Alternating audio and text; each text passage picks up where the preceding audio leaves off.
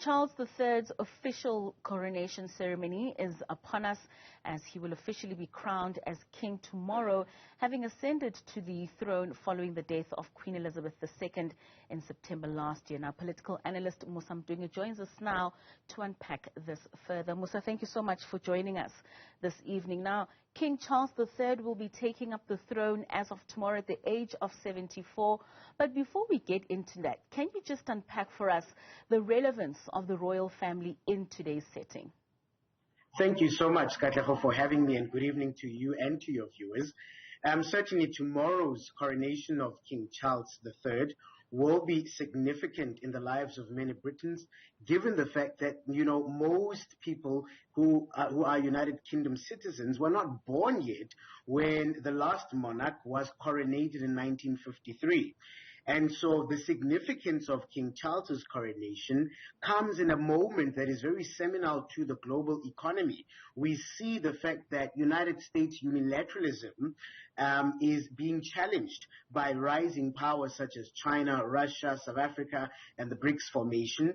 Moreover, the fact that the United Kingdom left the EU in 2016 through Brexit means that it is truly trying to find itself and the kind of United Kingdom that it wants to be in the global economy, where it's no longer as significant as it was in Europe.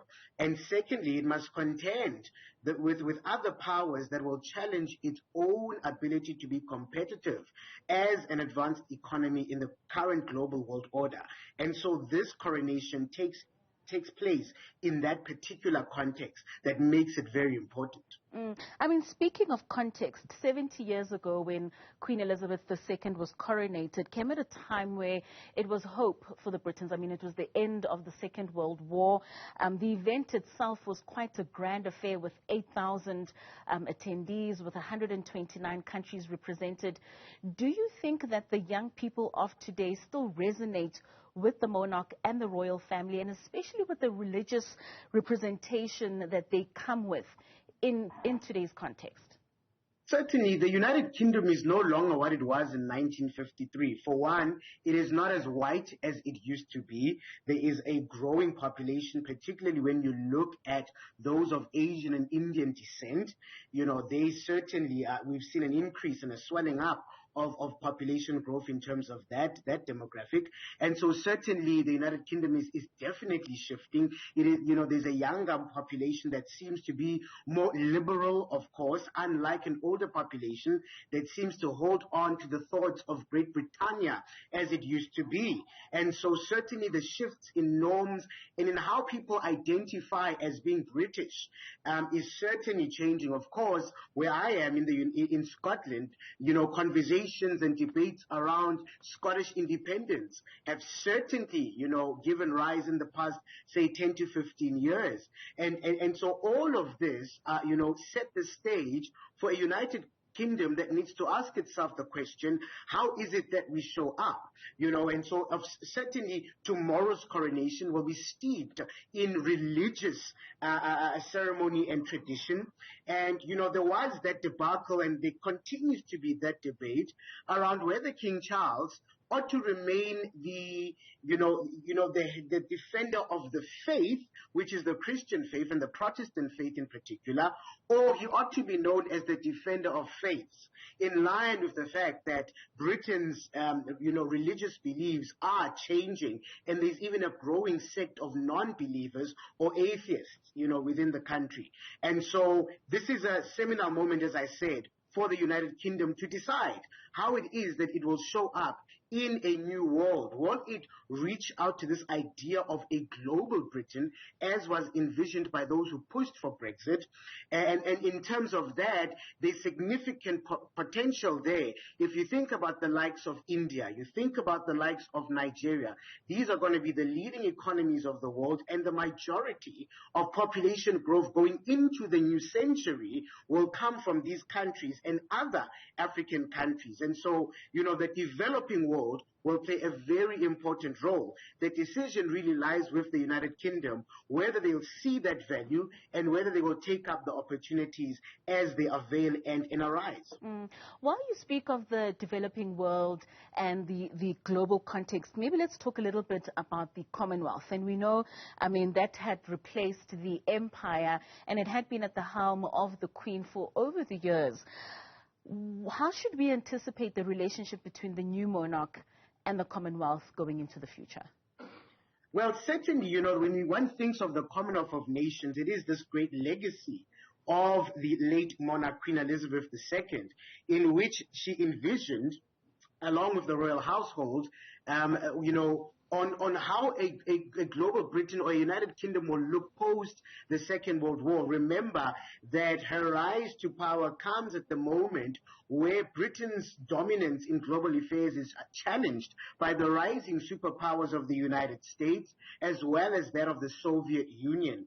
And so while the United Kingdom sought to be a third pillar of economic, political, and military strength and power in global affairs, the loss of the Suez Canal to Egypt was a very seminal and important and consequential moment, as it really defined that the days of Great Britannia or Pax Britannia, the days of the world existing in a British peace, were no longer there. That essentially we had moved into a bipolar world which was governed by Pax Americana. The American peace was fundamentally important.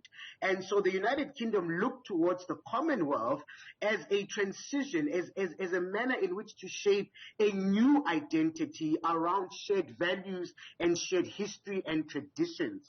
Now, unfortunately, you know, there were inconsistencies in Britain's approach towards the Commonwealth. So to the likes of Australia, Canada, New Zealand, there was a strong relationship of kith and kin. And we saw that with the economic, results for both the United Kingdom and these other countries that still continue to call King Charles their head of state. But to countries like South Africa, like Nigeria, like India, Pakistan, there is a more contentious relationship. There is a relationship built on mistrust. And that's the challenge that King Charles will have, and the government of the Conservative Party that faces challenges domestically with the cost of living crisis, and furthermore faces challenges in how the United Kingdom effectively exerts its foreign policy interests, particularly in Europe, where it has left the EU and no longer is seen in the eyes of the Americans in Washington, D.C., as a central and critical power in helping it access Europe and influence in terms of Europe. And we see this. We see this when we look at Emmanuel Macron and what he's doing in France and the position he has pushed to say that the EU must not be married to the United States, and nor must it be married to the overreaction of the Chinese, and rather must present itself as a third pole of power. Now, what does that mean for the United Kingdom? That is no longer significant to Washington, D.C., and no longer significant to Brussels. How does it shape its role in terms of its vision for how it shows up as a great power in the global world order? So it certainly seems that the king has his work cut out for him. Indeed, he does have his work cut out for him, and I would imagine that the posture he will take is a posture that doesn't deviate too much from that of his late mother, the Queen Elizabeth II. And I would believe that at this moment of great uncertainty, certainly from a global perspective, that there would be a need for consistency, a need for stability, and that is what King Charles will indeed endeavor to provide, particularly in the medium term. And hopefully that will buy him, the goodwill of the people and the goodwill of the political establishment, in that then he will begin to be able to put his own personal touch, which we can take evidence from his time as the Prince of Wales, where he is certainly, prioritized issues around global warming and climate change. He prioritized education, particularly for countries in the third world. He prioritized, diversity and the need to tackle issues around racism as well. And surely there's hope that he will also then attend to the issue of the United Kingdom's legacy of colonization, of the scramble for Africa, of, in fact, slavery as well, and apartheid, and its role in a post-colonial global order where United Kingdom, along with other traditional powers, continue to be accused for being bullies and for trying to exert their influence and dictate how other countries ought to show up in the global order. Very interesting, Musa. And I mean, it's also good to note that the king has been doing his work as the Prince of Wales. We know that when his mother passed away in September, he had already taken up that role and had already thrust himself in ensuring that he builds the trust amongst the people. How far is that trust between himself, especially with the Brits? Look, his popularity continues to grow.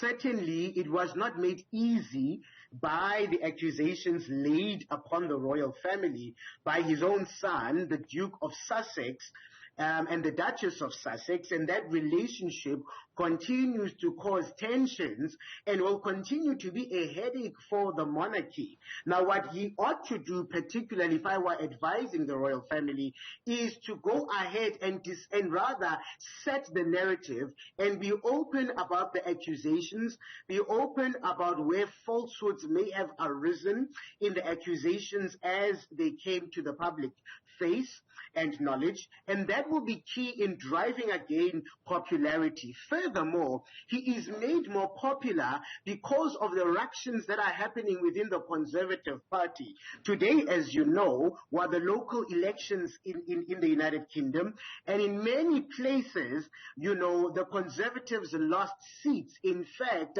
if these elections were a reflection of a general election, we would see the Labour Party just short of 28 seats that is required to garner the 326 seats to have a majority in government.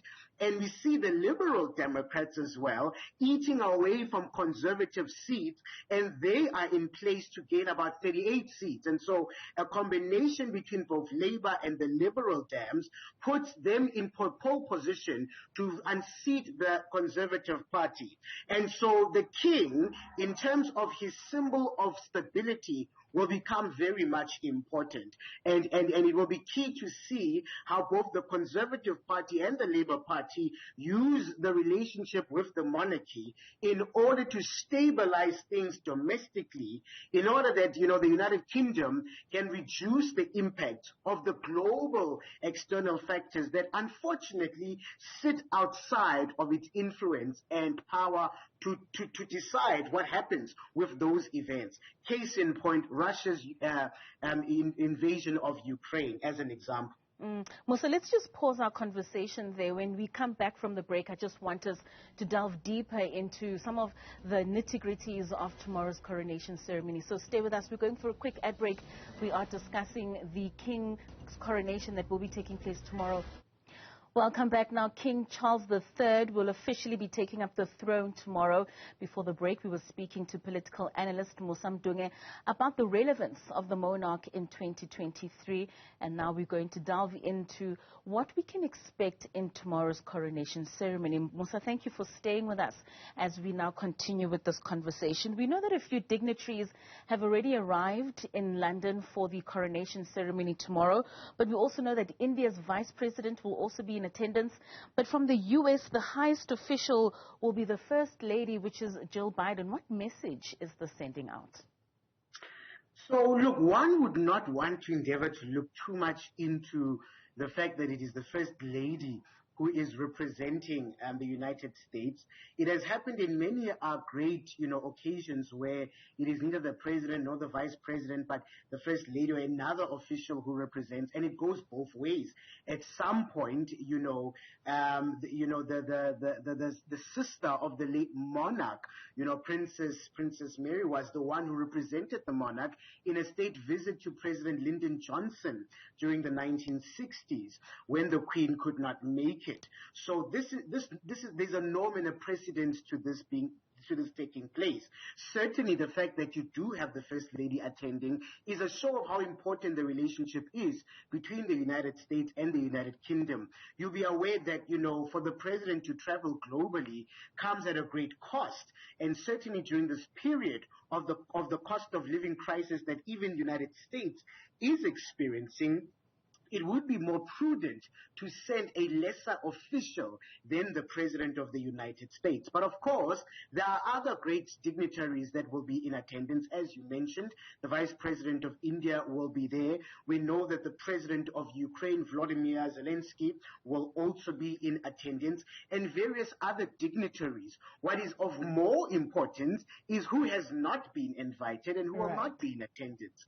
And in terms of that, we see that, Russia's Vladimir Putin has not been invited, and that must be a slap on the face for a man who, from the time he ascended to power in 1999 until now, has always sought to court the West and to build a new global world order where there will be closer relations with the West. And so certainly this snub is a reflection of the failure of both Russia to court the West and the West to court Russia. And it's important for us to understand the decisions of inviting who and not to invite on the basis of that as much as this remains a coronation of King Charles III, it remains a political event and one in which the government will want to send a clear message to the world on whom it believes are partners whose values are based on democracy and human rights, and who are the enemies of this world order and are a threat towards these most valued norms and standards of the global world order. We do know that there's quite a close relationship between the British royals and the Lesotho royals. Do we know if possibly Prince Seeiso would be in attendance? Did they get an invite? So definitely all the members of the Commonwealth would receive an invite. That is why we know that presently the Prime Minister of Australia, Prime Minister of New Zealand are all there in attendance. So I want to believe, I cannot clarify that as yet, that indeed Lesotho would be represented by either a member of the royal family or by the monarch himself. But certainly representation from the Commonwealth will be there. The Commonwealth will have a role. And also more clear is the fact that there will be messages of support and congratulations delivered by various members and leaders of different religious beliefs and faiths. And so that will be a key difference to the coronation that was last seen in 1953, where now evidence of this cosmopolitan United Kingdom will come to the floor and will be seen and represented during the coronation. Talking about some of the roles and the activities that will be taking place, we do know that earlier this year the monarch disputed, or rather announced that the disputed Kohinoor diamond or a replica of it will for the first time not feature in the ceremony. What message are they trying to send out with that?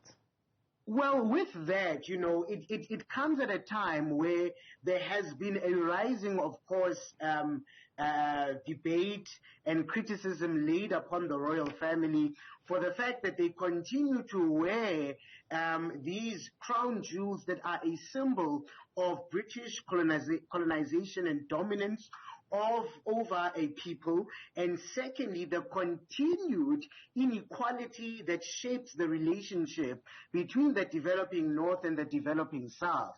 And so we see this with the fact that in Afghanistan, in Pakistan, in India, South Africa, Botswana, there are rising voices that are calling for the United Kingdom to give back these jewels, but also more so for the United Kingdom to acknowledge the painful role it played in slavery, in colonization, and rather make a commitment to changing the relationship. It goes back to this question about how Britain sees itself. And there hasn't been enough evidence post-Brexit that the United Kingdom is serious about this idea of a global Britain, around building stronger financial economic relations that are built on the development of the developing South rather than simply about profit maximization. And so all of these things, this criticism around even the diamonds is about an actual deeper criticism about the relationship that we face between the United Kingdom and members of the Commonwealth, particularly countries such as South Africa, Nigeria, India, Egypt, Pakistan, and Afghanistan.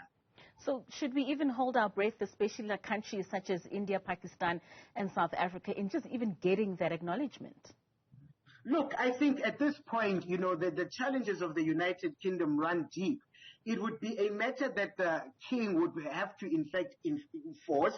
And don't forget that the party that is currently in power and is the Conservative Party, whose majority membership are old white men who still are steeped in ideas of Pax Britannia, who are still steeped in ideas of Old Britannia and the British Empire. And so the chances of that happening under a conservative government remain slim, where for the Labour Party that we can liken towards a liberal party, or the Democrats in the United States, or the Democratic Alliance in South Africa, those current events may dispute that, indicate that there is a hope that possibly we may see a shift in the posture of not only the royal family but the ruling elite in the United Kingdom. But that will only be if they see that there is a shifting among the British people when it comes to issues around its role in slavery, colonization, and the posture that the country has now on issues around race, for example, and gender inequality. So time will tell, but there is hope. The challenge is who will be in power and what ideas will shape the conversation that is had in the United Kingdom going forward. Speaking about going forward, Musa, we do know that Prince William is next in line. Do you foresee a monarch going on beyond King Charles III? Will we see Prince William and then Prince George further taking on the throne? Or do you feel or know or even suspect that the throne and the monarch could be coming to an end? Look, currently, Republican sentiments within the United Kingdom continue to score par 25%, and never seem to pass that on a good day. So currently, sentiment towards the royal family has certainly been strong and remains strong, especially as the monarchy continues to connect itself to the legacy of Queen Elizabeth II and the Duke of Edinburgh, Prince Philip. And as long as they do that, that sentiment will remain strong. What we need to look out for is, are there significant changes to the Republican sentiment as enjoyed in other countries that are of significance, such as that of Canada, Australia, and New Zealand? And now, if those countries go as the way that Barbados went last year, then we are likely then to see a swell-up of support for a Republican change in the United Kingdom. Until that point, it is difficult to see this. It will be key to see how King Charles manages those relationships, how he manages bringing on more Prince William in playing a more stronger role. Of course, we know he held the wish of Prince Harry coming into the picture. He, of course, wants to slim down the royal family in keeping in line with the need to keep costs down, particularly at a time of rising costs of living and the structural impediments that continue to leave the United Kingdom in a position of low growth but high inflation. And so it will be key for them to be very financially prudent in that.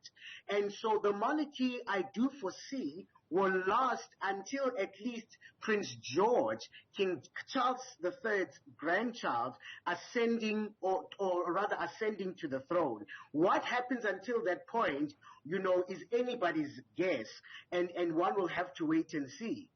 We most certainly will have to wait and see, and I'm sure the world all over can't wait to witness tomorrow's coronation. I mean, it would be the second after 70 years that we will be witnessing coming out of Britain. Musa Mdunge, thank you so much for joining us this evening.